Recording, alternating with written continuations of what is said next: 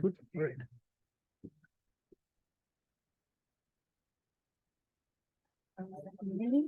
Yes. Good afternoon, everyone. Thank you for braving the downpour to be here today. I'm a little damp myself, but I am Sarah Kyle. I am professor and chair of the Art and Visual Culture Department, and it is my pleasure and privilege to introduce our speaker, Dr. Kunal today. After completing his graduate work in physics, Dr. Sen pursued his studies in computer science and obtained his PhD in artificial intelligence from the University of Illinois, Chicago. Over the next 2 decades, Dr. Sen was involved in many aspects of digital technology, from designing electronic medical systems to writing technical publications and running the technology group at Encyclopedia Britannica and Merriam-Webster. In 2011, Dr. Sen found his interests intersecting with his art practice. He studied art formally at the University of Illinois and at the Art Institute of Chicago, and he practiced professionally for the last 12 years. He works in various mediums, including painting, sculpture, and kinetic sculpture. Dr. Sen's work addresses intersections among art, science, and philosophy. He uses his art, created across multiple media, to explore issues of change and interdisciplinarity, especially as they relate to the digital world and electronic technologies. Today, Dr. Sen will share with us his insights in his presentation entitled Art, Creativity, and Generative AI. Please join me in welcoming Dr. Sen to Iowa State University. Thank you. Got it.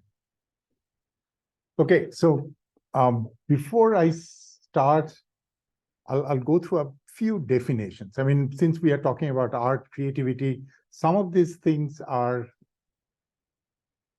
terms that need a little explanation. So I wouldn't even try to explain what is art, because many people have tried it, and almost any definition you can come up with, I can come up with, or anybody can come up with a piece of art that defies those definitions. So a few things that I've seen in earlier literature that people trying to understand art from a scientific perspective would say, okay, very early on, art was considered beautiful, things that are beautiful. And what is beautiful? Things that appeal to our innate aesthetic sense. Some people claim that we often, within a culture, we often agree on when a person is good looking. How do we do that? I mean, where does that agreement come from? And there are evolutionary explanations that it's the symmetry of the face. A distorted face may indicate genetic defects or parasitic infection. So we learn naturally to gravitate towards things that may be an indicator of good health and good genes. But contemporary art breaks almost all those rules. You can see conceptual art that has nothing to do with beauty. They're not good looking at all. It could be a line drawn on the back of a person using a tattoo. That becomes art because of the context, or somebody can put their excreta in a tin and seal it, and that becomes art. And so it's very hard to define it in terms of any of these terms, whether it's meaningful, whether it's thought-provoking. A purely visual piece of abstract art may not induce any kind of thought, but it's still, we consider it art. So what I'm going to try to do is see if there are some areas that we can say is a necessary or essential criteria of anything that we call art today. I mean, I won't go beyond that. So are there any such essential attributes? One such essential thing, I believe, is we expect any art to be creative. There has to be something creative in it. So I was looking for on the web, how do people define creativity? And what many people talk different things, but one common thread is that it should be at once useful and unexpected. There is an element of unexpectedness in any creativity, that it should break some rules. It should be novel but useful. So if you think of it as a continuum, on one hand, you have things that are completely predictable. On the other hand, things that are completely random. Creativity lies somewhere in between when you find a place. So one great example of creativity for me is the animal world. It's not, and why it is important, because it's not human creativity. We look at the variety of animals and living things on this planet, and there is tremendous creativity in it. That they are useful, at the same time they are surprising. Each one is different. So if you think of the process of natural evolution, why does this variety arrive? Because we have a mechanism to copy a cell into an identical copy, which is reproduction. And this process works almost perfectly, but not perfectly. That is, sometimes while copying, some errors get introduced. These errors most often are either benign, useless, or can be harmful, then this creature dies or doesn't reproduce as frequently. But sometimes they're beneficial. And if it is beneficial, that trait expands in the population. So again, we see that in evolution, that creativity happens because there is a slight error. There is a deviation from perfection. But that cannot be too much. If there were too many errors added during this copying process, then evolution would break down. It'll be complete noise, complete randomness. So in this,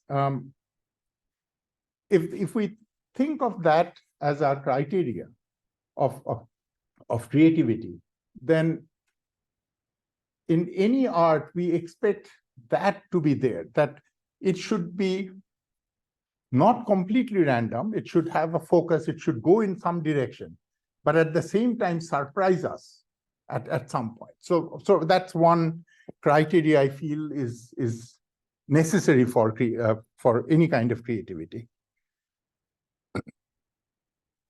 The other aspect that I think almost all art displays is intentionality. That is, there is, the artist is trying to say something. When we see a picture of a whole bunch of Campbell's soup cans or a male urinal, the very fact that the artist is saying, look at this, makes it into art. Whether we like it or not is a different matter, but the very fact that somebody is intentionally saying it makes it important. And this is a almost universal criteria that we find in any art. But even intentionality is not, there are grades of intentionality. And sometimes we look at some intentionality more favorably than others. I was telling a story to my friends yesterday during a dinner, and that may illustrate this point. So I was in a bookstore many years ago, and I was flipping through books, and there was one beautiful coffee table book of black and white photographs. And these were photographs, landscape photographs, taken by a Native American photographer. And in the back jacket, it described that how he took his photographs. He always used a large format camera, big plates. And so he could only carry 2 or 3 plates in his backpack when he went out to shoot. And he would look for the right spot, wait for the right light, but he could only carry maybe 2 or 3, he could take 2 or 3 photographs in a day. So there was this intense waiting and sense of time and place, and he would take these pictures. And this book is a collection of maybe 24 such beautiful photographs, exquisite photographs. So I was moved by the process. But then I asked myself, what if another photographer with a very high-end digital camera goes out every day, takes 1,000 images of the same landscape every day, comes back to his studio, spends enormous amounts of time going through these hundreds of thousands of images, picks the best 24 and prints out a book. And this book looks, let's say, exactly as good as this other one. Should we give one more artistic credibility than the other? And I don't have an answer for this question. But when I ask this question to many people, a common answer is often they have a preference to the first person, the artist who took just a few photographs every day. And to me, the answer is not clear why that we have that bias. One of the bias could be because we like people taking risk, an artist taking risk. This first person is taking much greater risk, and we want to reward that risk. Or it could be that the degree of intentionality. There is more intentionality in the first action than taking many pictures and choosing it, though the end result is exactly the same. So anyway, so this intentionality is another important factor. By the way, whatever I'm saying here is not a research thesis. I can't stand by many of the things I make claims of. So these are all conversation starters. Even the story I just said, I would expect that at the end of the talk, we will have a conversation and we can talk about this thing. The third criteria of art that I think is shared by any art. So here is the middle one is a painting by Monet of a sunrise. The moment I look at that painting, I cannot not think of Monet, the artist, who was standing somewhere here in front of a river, painting this thing. I ask myself, what was his vantage point? Was he at a level higher than the river? It looks like. So was he on a hill or looking down into the river? It gives me a sense of chill of the morning air. So the moment we look at any art, at least I cannot separate that from the artist, that some artists experience this. The image on the left is a photograph I took in Chicago from our window. And this is a Rothko painting, which may or may not be inspired by a sunrise, but it could be. I mean, it has the same colors. So I think this shared experience that when I see a sunrise painting, it reminds me of other sunrises I have seen. It may remind me of what happened the night before, some memorable night, and the sun rose. So this connection between the artist and the art happens through our shared experiences. And I think that's important, and it'll become even more important as we talk about AI-generated art. Is there shared experience there? So this may be known to many of you with so much been talked about AI-generated text and images, but let me give an extremely broad description of how it works. So we often hear about these models are trained. So the training is, let's talk about text models like ChatGPT. So it's trained by exposing this computer to enormous volumes of examples of text. Every time you show a piece of text, let's say an English language text, there are billions, often hundreds of billions of little numbers inside this model. Every time you show an example, these numbers change a little bit. And you show another example, again, the numbers change a little bit. And after millions of billions of such examples, the numbers go to a certain configuration. And when they say, okay, the training is done, the model is trained, that this collection of number is the model. Now, if you prompt it with a sentence, with a few words, the model's job is to guess the next most likely word that will come. And this next word is then shown to the user.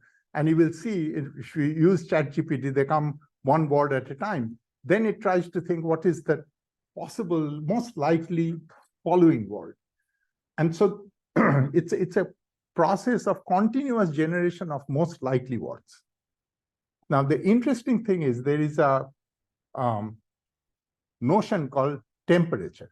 And in fact, in GPT or ChatGPT, you can adjust the temperature. If the temperature, you set it high, that means there is a little randomness. It picks not just one next word, it has a choice of next words that are highly likely, and it chooses one of them. And that randomness creates, so if you ask the same question to ChatGPT, you will get different answers, because every time there is this randomness that changes the response. And that's what appears to us as almost creative, because there is that uncertainty, that unpredictability of the result. There is another area of this kind of neural net that is still not very well understood and heavily debated. How does a model that only predicts the next possible word seem intelligent? That is, it seems to have a sense of logic. If you ask ChatGPT that here is a block of one paragraph of text, rewrite it as if you were the reader is a 5-year-old. And it seems to understand that. It seems to understand our intent and generate what we are asking for. Now, the interesting thing is, in the creation of this model, there is nothing that suggests that it should have any understanding at all. It's just a mechanical, statistical process that generates one word at a time. But all of our new generation of AI models are showing different levels of this, what is known as emergent behavior. And that is surprising to many people. Some scientists claim that this emergence has no limit. Eventually, if we make these models bigger and bigger, it will behave like a true human intelligence. I personally tend to doubt that, because there are certain things that are necessarily needed for true understanding and explanation. But anyway, that's yet to be seen. But it's this emergent behavior that makes it interesting and keeps the possibilities very open.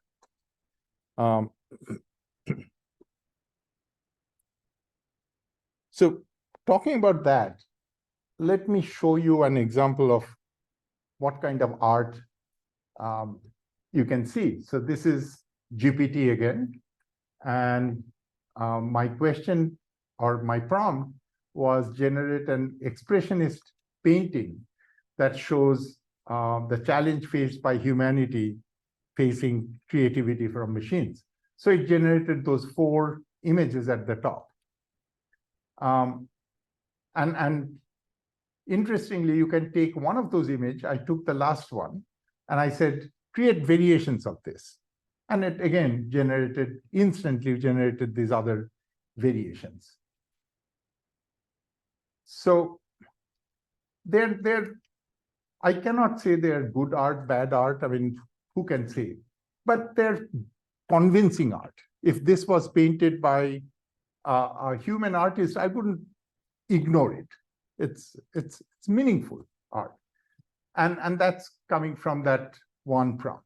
So now let's see how these things are related to those three criteria we talked about: creativity, intentionality, and shared experience. So I'll digress a little bit about this question: are machines creative? So I'll go back to an example. All of you probably remember that a chess machine defeated the world champion decades ago. So the way that chess machines work, it was called Deep Blue, is you think of,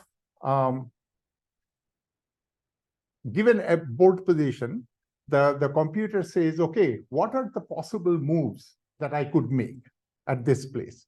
And it looks at all the possible moves.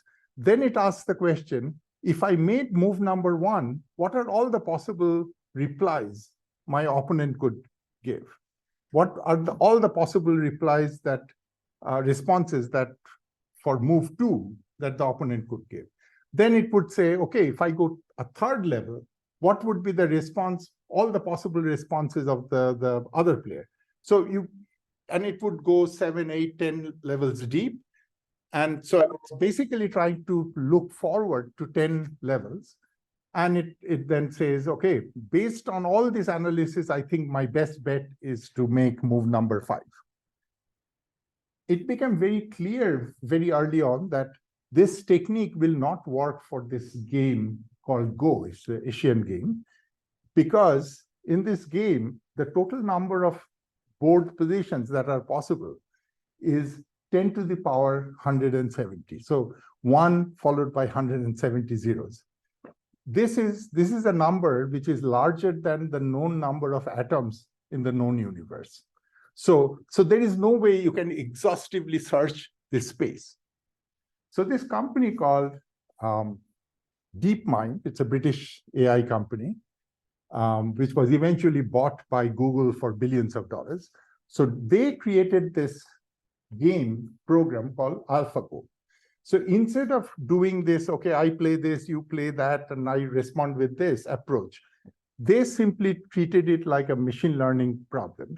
They injected all known Go games into this machine as learning set, and then asked it to make a move. And this thing immediately beat and this was predicted by computer scientists that this game is beyond our ability. Only humans can play it. So it played against the European Go champion, and it beat the European Go champion. So then everyone said, oh, that's not a big deal. I mean, European Go champions are not real Go champions. So then they challenged Lee Sedol, who is a Korean world champion at that point. And this program beat Lee in a 5-game match 4-1. And after the game, what is most interesting, this Korean champion said that I've never played a more creative person. And the pivotal moves it made, no human beings could have made them. So here's the interesting thing, that in the most intuitive kind of game known to us, this man said that this machine is more creative than us, than anybody he has played. Then the next thing happened. So this was programmed by all human beings. They came back in 2016, this happened. In 2017, they came back and created another program called AlphaZero. AlphaZero was programmed only with the rules of playing Go. Not a single human game was programmed, but they created 2 versions of this AlphaZero, and they asked it to play each other. So the first game was obviously an atrocious game of Go, because it has no idea of the strategy. But with each game, it was learning by itself. And within a year, this AlphaZero could beat AlphaGo. So it became the new world champion. And here is a program that has no human input. Recently, I heard that they tried to make AlphaZero learn chess. Chess, by the way, is way beyond human capability anymore. There are machine champions and who are far, far better than any human beings. And then there is a champion chess program. It's called Stockfish. So they started training this thing, that is, it started playing chess with itself one morning. At the end of the day, after 9 hours, it was beating Stockfish. So this is a really astounding and scary thing, that a machine can learn such a game from scratch within 9 hours and become best at that game. So this is the power of this kind of technology. So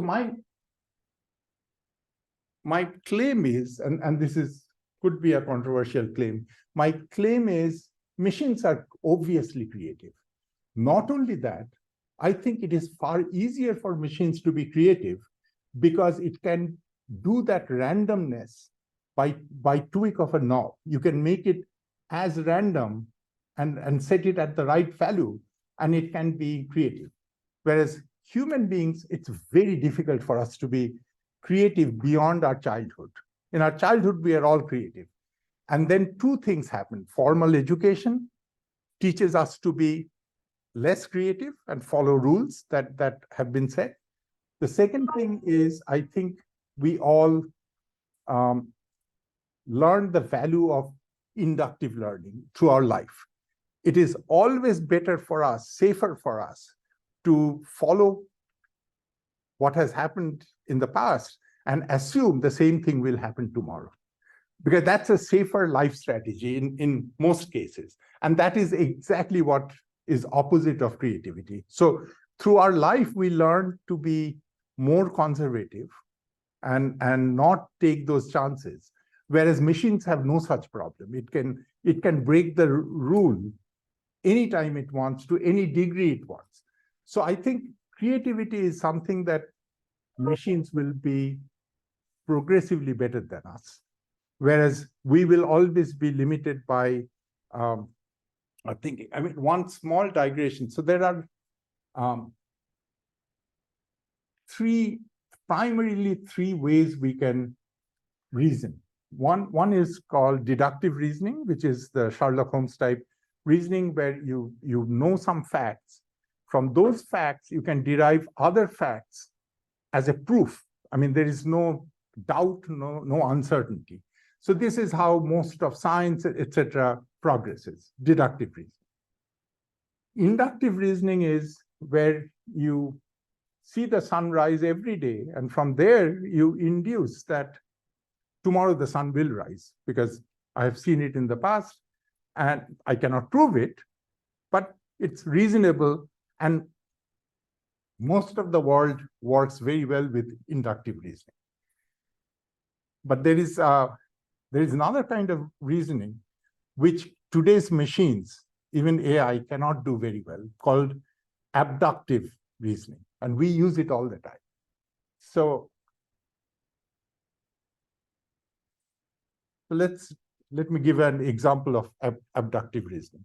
You walk into a room and you see a warm bowl of half-eaten soup. The bowl is still there, it's warm. You can abductively reason that the person who was drinking the soup will come back. There is no proof to it. It's not inductive, it's not even deductive, but you have seen from your common sense of your life experience that if a warm half-eaten bowl of soup is there, then the person must have walked away and he or she will come back. This kind of reasoning is very important in everyday human activity. And this is, I believe, and many people believe, that is one of the weakness of this kind of programs that we have as AI today, which are purely inductive. It takes a lot of examples and it just says, let's say it will be the same tomorrow. there's a fallacy that Barton Russell, the philosopher, once said about a turkey in a farm that was very happy because every morning somebody came and gave it food to eat. And the turkey, day after day, it was being fed, and it started believing this is how life will be. And then one Christmas morning, that was no longer true. So, so that's sort of the failure of inductive learning.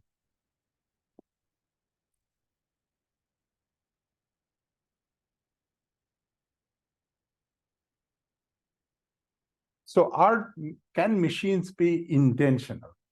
So to talk about that, I need to talk a little bit about a common misconception people have, that machines are always predictable because we write the programs determine their behavior. Therefore, if I did not write anything in a program, how can it be original or non-predictable? There are two simple cases of non-predictability in machines. One is purely that it can be based on random numbers, that it can take the next step, not just based on the logic, but it says, okay, I'll throw a dice. If the number is 1 or 2, I'll do one thing. If the number is 3 and 4, I'll do another thing. Now that becomes unpredictable because we don't know a priori what the throw of the dice will be. But there is a more interesting kind of non-predictability of machines, which is known as emergent behavior. So think of this simple experiment. So let's say I have this toy robot, like a little car, toy car, and which has a little light bulb on top, and it has a photocell to detect light. And it has a very, very simple program. If the light level is, if there is a strong light in front of it, it will come towards the light. It will move towards the light. But if it becomes too bright, it will move away. Okay. So let's say such a toy car is in a room, in a dark room, and I turn on my flashlight. It'll come towards the flashlight because it is the brightest light. And then once it gets too close, it'll try to move away and it'll start oscillating out there. Okay. Now imagine you turn off your flashlight, you put two such cars in this room. They will come towards each other because each has a light on top. They will come towards each other and then they will do this kind of dance. Put a third one in this room. The behavior will automatically become far more complex because these three are now interacting with each other. They will all be attracted towards each other, get repelled. Imagine there are 100 of those cars in that room. That behavior of this cluster of 100 becomes completely unpredictable, even though the behavior of each car is totally predictable. It's a simple one-line program. And this kind of emergent behavior, and these are called complex systems, is what many of these AI systems can demonstrate. So it's not true that since they're machines and programmed by a human being, their actual behavior will be predictable.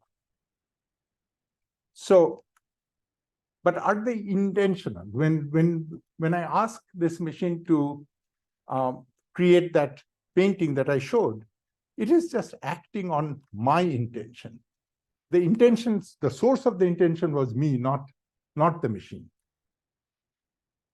And then there's, I wouldn't go into that, but it's a favorite topic of mine, is human intentionality or free will even real? Because, or are we reactive?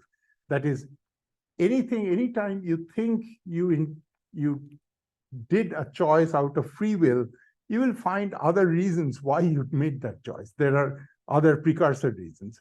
When I paint a picture or a painting, I may have gone to another show the night before and I was impressed by seeing somebody's style.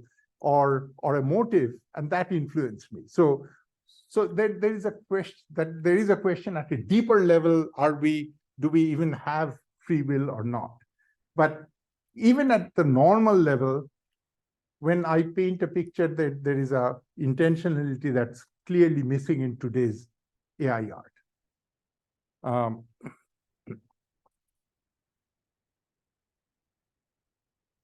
The third one is that shared experience. So here on the left, I asked GPT to paint an urban landscape.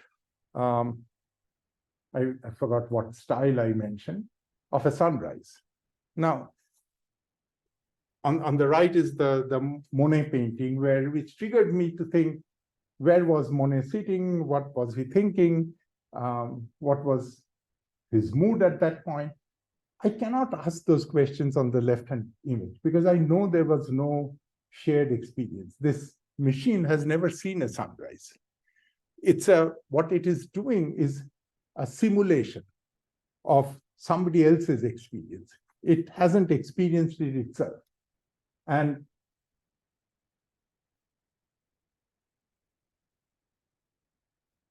so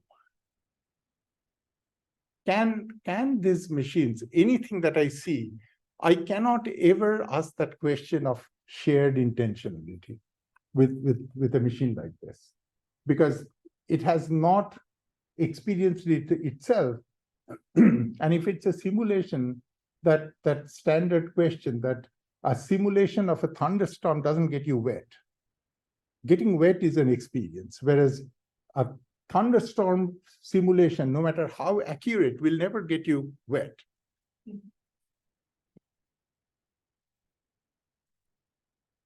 So now let's talk about, I have seen this picture on the left painted by an elephant in some American zoo. It was given buckets of paint, it dipped its trunk and painted this thing. I find it very hard to accept that's art, because what we are expecting the elephant to do is excel and show its creativity by doing a very human activity. It is almost like measuring the intelligence of a chimpanzee or a dolphin by seeing it if it can speak English. It's an unfair game. What you are seeing on the right is the nest of a bowerbird. The bowerbirds always collect brightly colored things in front of their nest to attract their mate. That is true animal art, in the sense it is doing it for whatever aesthetic sense that species has. And my claim is we will never understand the bowerbird's intention is aesthetics, and the elephant is just mimicking an activity that we have told him. Elephants may have their own art, but we are incapable of seeing it. So this is another claim that I cannot prove, but I think art is a species thing. Human art is understandable only by other human beings who share common experiences. I have absolutely no doubt that there will be, not this current generation of AI, but there will be sentient machines someday. We will create sentient machines which will be conscious, and they will probably create art from their understanding of the universe as they see it, but it will be not our experience. I will not understand their art. A really smart machine may fool us into creating art that will satisfy us because it's smart. It will know what satisfies us. But that will be, again, a simulation of art. The real art this machine will create will not be understandable by us. And so, by the way, those paintings are, I asked it to paint the university campus in some abstract style.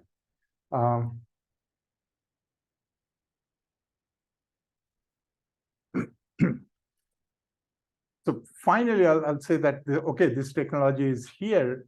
How is this technology going to impact us? The impact on text is very clear. We are seeing it everywhere. I was telling somebody just a few minutes ago that a version of this kind of AI is already used in all the grammar checkers that we use, like Grammarly. And because they try to find the most normal word formation that you can find, and so it tries to improve our language. There are already studies that shows that the average English usage is coming more towards an average, a norm. The average is improving because people are using grammar checker, but the natural variation that used to be there, the idiosyncrasies of writers, that's getting diminished because everyone is using a common median approach to language. As a tool for making visual art, I can very well imagine artists will be using it. Some artists will get better at prompting and get more control on it. I mean, right now we don't have much control on this tool, but so there are already debates, like I think in some state, there was a state fair art competition, and an artist submitted AI generated art in that competition and won that competition. And that raised a lot of issues that this is not his art, etc. To me, that's, again, I don't know how fair it is. If I take a photograph using a camera, the actual image, the pixels that you see is not created by me. I just created the right environment where some machine is creating it. So it's not terribly different from that as a tool. So somebody may create effective art. I think the biggest impact that I see of this is on our perception of images. So human beings, if you think, as far back as we can go in our civilization, 35,000 years ago, we have been making images, from cave painting to modern times. We have always been making images. These images were never considered as a documentary piece. They were imagination of a person. So if I see even a very realistic 17th century painting of Paris, where there is a recognizable intersection in Paris, and there is a brasserie, and right next to it is a florist. And I wouldn't say, I recognize the brasserie because it still exists, but I wouldn't say, oh, I didn't know there was a florist next to it, because it may have been or may not have been. This is a painter who painted it, right? There was no documentary quality. Then suddenly something happened about 200 years ago, photography came. And images changed its character completely. If I see a 19th century photograph of a recognizable street corner in New York and see a photograph, and I say, oh, I didn't know that there was a florist next to the coffee place. And that's interesting because suddenly images picked up a documentary quality. Then around 2000, as Photoshop came,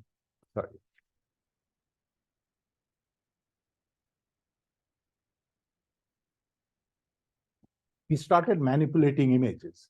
And the moment we start manipulating images, that documentary quality is broken. Even today, if I post a picture of aims on Facebook, somebody may say, was the sky really that blue yesterday? Maybe it was, maybe it wasn't. I mean, we all distort images regularly to a point where I often see on social media, people would say, put a picture and say no filter. So the default position is that it is distorted. You have to make a special statement to say it is not distorted. So what is really interesting is in our entire human civilization of 35,000, 40,000 years, there was a blip of 200 years when suddenly we trusted images. We never trusted it before that. We will never trust it again. We are all born in that weird time when images suddenly became a trustworthy thing for a very brief period. AI will probably completely accelerate this breakdown of trust in images very, very rapidly.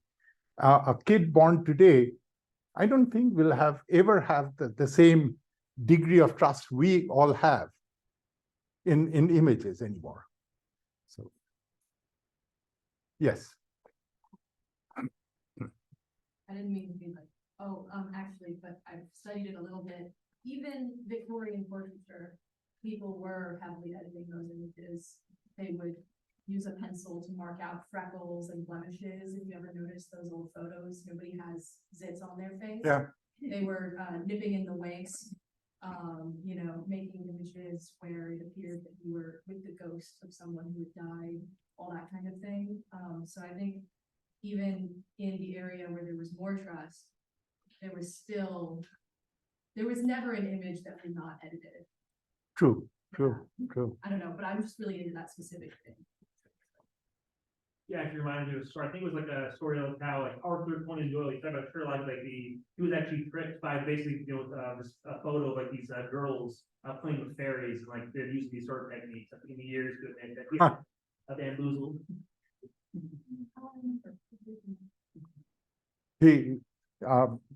Arthur Conan Doyle? Yeah. So there are sisters in England that started the hoax, and then they decided to keep it up until after he died because they didn't want to embarrass him. Fascinating.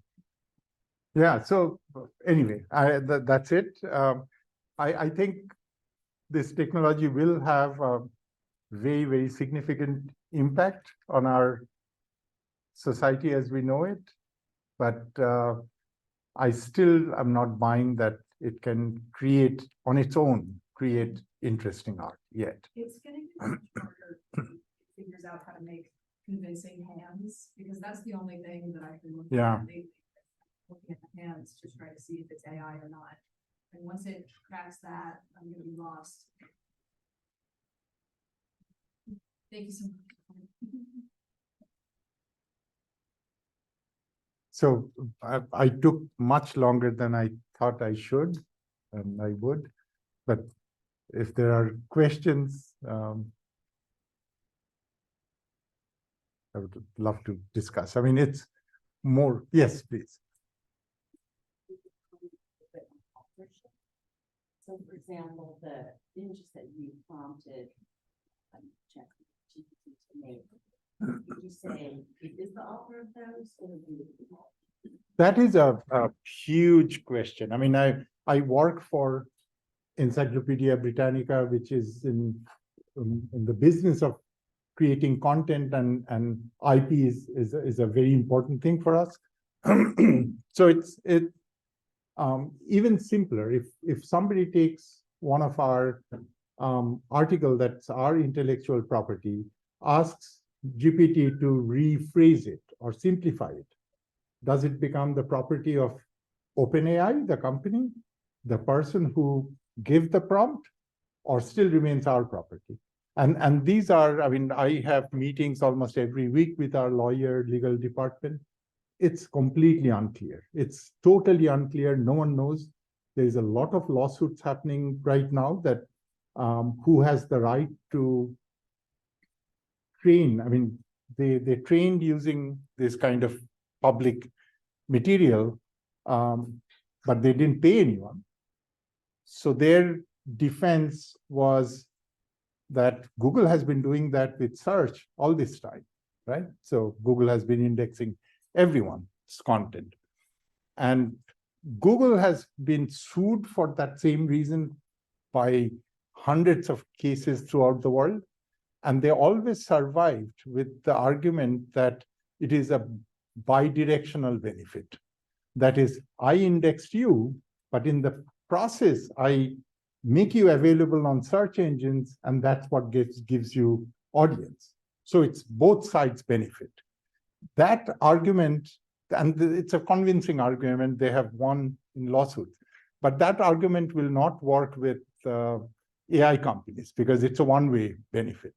Maybe humanity benefits, but not the company or the IP owner. So it's a very big question, and I think we'll see a lot of turmoil on that.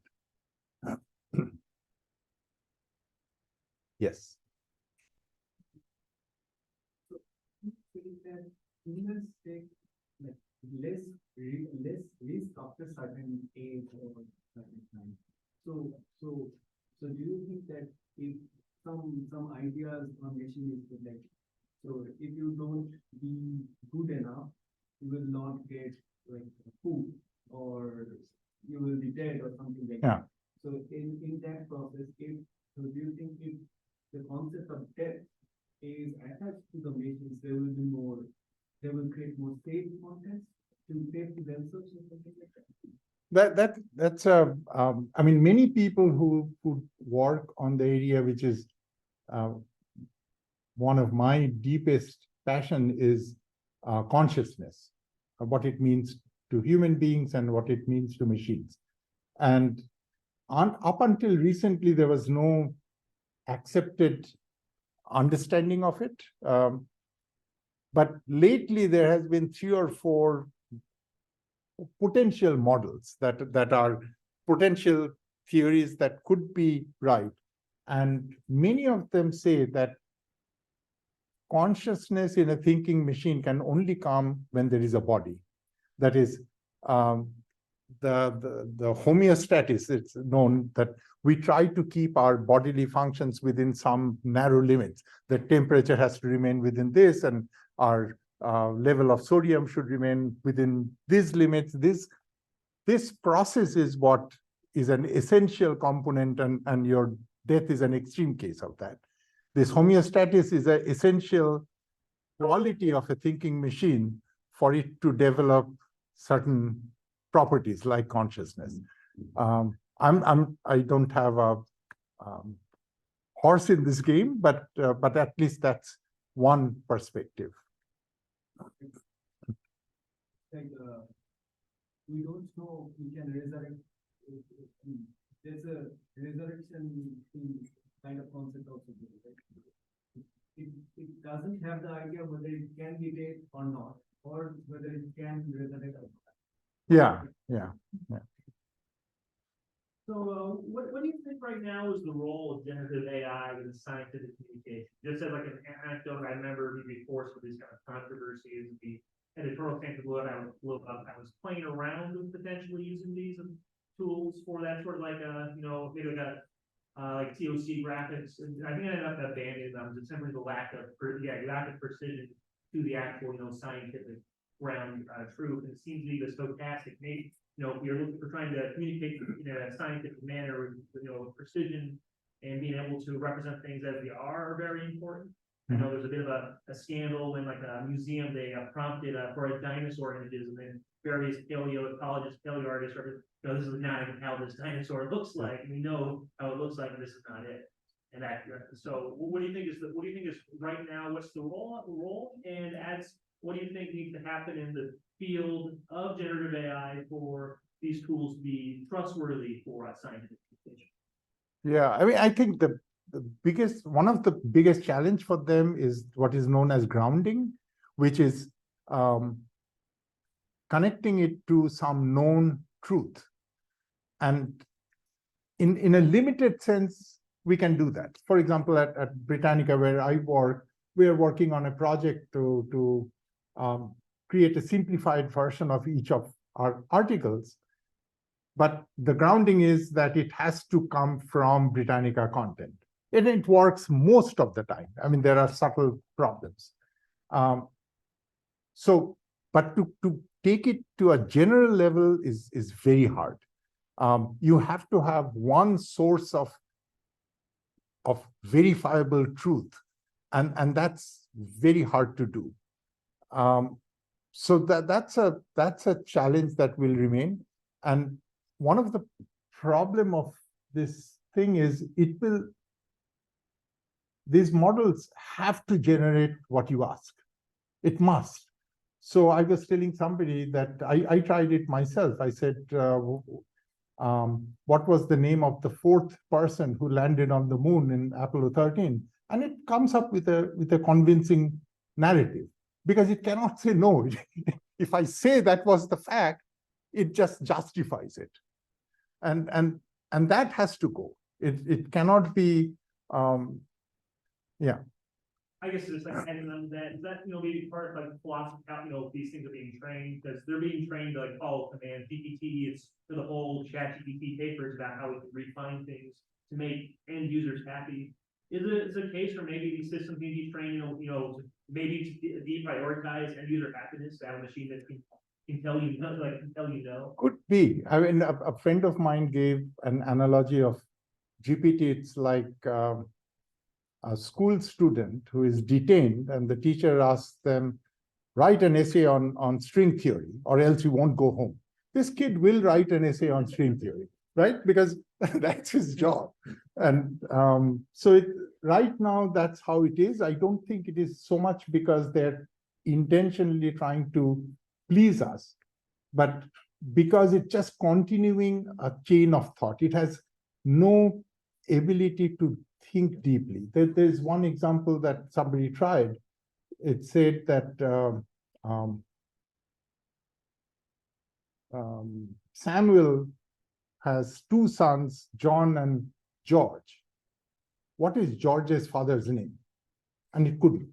It sort of went into a long stretch of explanation that John's father could be this, could be that, but it couldn't just simply create the rational logic that, okay, if it is so-and-so's son, then it has to be the father. So it's still a long way from any kind of rational application. And for science, as you suggested, it needs to have rationality. Not evolved rationality, but more exact rationality. That I think this model will not do. That is how they train it. They actually take little pieces of it. They don't take, let's say, the whole book in one piece. They'll break it up into sentences Right. and feed it different things at different times. So it's not getting the ability to make a coherent argument. Could be. Really, Yeah. pieces. Could be, but that number is increasing. Like there is one model now that can go up to 100,000 tokens. So that number is increasing, yet in that model, as the number increases, they themselves found that the quality drops. So there is a lot of magic in it. We still don't understand, no one understands the real why it is working the way it is working. And that's, to me, is very scary to be used as a tool, to use a tool that we don't fully understand. To build on that, I wonder, as teachers, students, practitioners, designers in this room, what kind of ethical implications this technology has on our fields? This, I think, will be a question that shapes the coming years.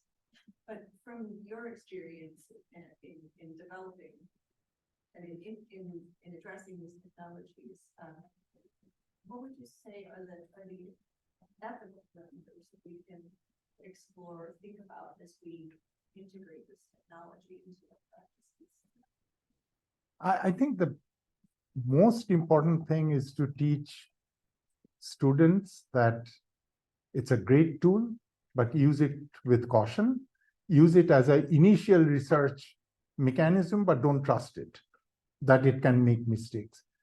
Very often I work with a lot of very young people in my job, and they are technologists, but I see sort of an uncanny trust in this, which scares me, that they would have a serious real life problem and they will go to GPT because they have access to it and ask and then come back and say, oh, I asked them, GPT said this. So it's almost seen by some people as an oracle that is very scary.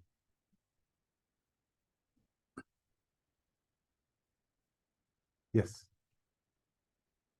Dr. Sen, when we teach our history, we try to impress our students with the motivations of the great masters, how they were passionately aiming for fame or for getting with their rivals. There's a lot of emotion in our history, which makes it come alive to students when they realize, this person starved in order to create something innovative, even though he would not be recognized until after he died, yet he was passionately motivated to do that. How would it be possible to have an art history of machine art in those terms? What are the motivations a machine might have? Certainly not love, money, and fame, which motivates most artists. Yes, and I'm completely in agreement that right now, if we see machine art, the motivator will still be the human being who is prompting it. That person is the motivator. This is just a tool, like a paintbrush that they are using to generate something. If someday we see spontaneous machine art, and I'm not seeing, there are many breakthroughs between now and then that has not yet been attempted. So I don't think we can call any art machine art now, and therefore no question of defining it. And what you said, I mean, I often ask myself this question. So let's say if human beings ourselves, we through technology, through some means, we become essentially immortal, which is possible. I mean, it's not impossible that we will live forever. Will those human beings who have no fear of death even understand any art that we have created so far? Because all of our art is ultimately is based on emotions that comes out of our vulnerability. Remove that vulnerability, these human beings, our progenitors, will not understand any of our art anymore. So it's a very, to me, it's a very experiential thing that we have to have shared experience to understand. I mean, if I understand 19th, 20th, let's say 12th century art, I am imposing that some things are still common between the creator of that art and myself. If that commonality was completely gone, I wouldn't understand it. Yes. Yeah. So this is going to be somewhat related, and it also maybe speaks to the question you raised early on about the Native American photographer and our valuing of what he was doing. But I wonder if we're not oddly formed, or maybe even malformed, in how we think about art. We tend to think of it so much in terms of the product of it, the outcome. It's a kind of industrial model where we prize an efficient production of something that comes at the end. But it strikes me that one of the things that I value most is in the doing of something. And this could be an opportunity to kind of shift our thinking a bit from the made to the make Process. Yeah. I mean, I'm both a cook and a writer, among other things, and it may be that I could imagine a robot doing better writing or cooking than me. That's, I mean, that's one kind of question, but I would still not see the activity of making, because this is where I find meaning in my life, and it's where I grow as a human being. I don't know if that quite maps onto your Native American photographer, but there's something attractive about his way of life, not just the images that he Mhm. produce or happen to find, but someone who goes out, on the mountain and spends that kind of time contemplating the world around him and trying to imagine what, is worth, taking a picture of. That too has an attractive value beyond whatever image, Yeah, very well could be. I mean, as I said, I don't really know the answer to that, but this could be one such thing that makes it more relatable to us. I wanted to kind of agree with that because I was thinking, I made some notes while you were speaking. And I thought about cooking as well, because you could buy, pre-made, ostensibly by machines in a factory somewhere, a very perfect pre-made meal. But I thought about it in terms of communication. It doesn't carry the same meaning as cooking something for someone you love.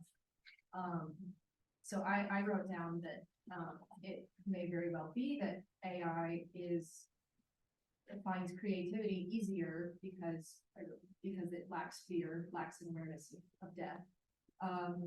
But that art is not just about doing the most creative thing, it's a form of communication and relationship between humans. So I was thinking, before you got to this part as well, I was thinking along your lines, I suppose, that I'm really interested in having relationships with humans. I mean, I think to be like a real artist, an AI would also need the capability to be a friend, or to have a human relationship, which we're not there yet. Yeah, and that's a It attracts them. huge question, that when we do have sentient machines, because they're probably so much smarter than us, and most likely they will probably sort of guess why we operate the way we do and how we react to our emotions, but they will not understand it completely, and we will never understand. That's why I'm making this claim that art experience, these are all very species things. Yeah. It's bound by our species. And even within our species, as we potentially become immortal, we will not understand it anymore. Yeah. In terms of ethics, I don't think that to create like a true, like artificial human consciousness, you would have to give to a machine sort of an awareness of fear and death. And I don't even think that it's ethical to give something that doesn't know death. But who Something that lives without fear, to instill fear in it seems cruel. Yeah, and I'm looking at corporations around us. Ethics is not a high priority for them. So they will make things that are useful. Hopefully they don't hate us. So I feel like that art is a bidirectional communication, because someone needs to appreciate that.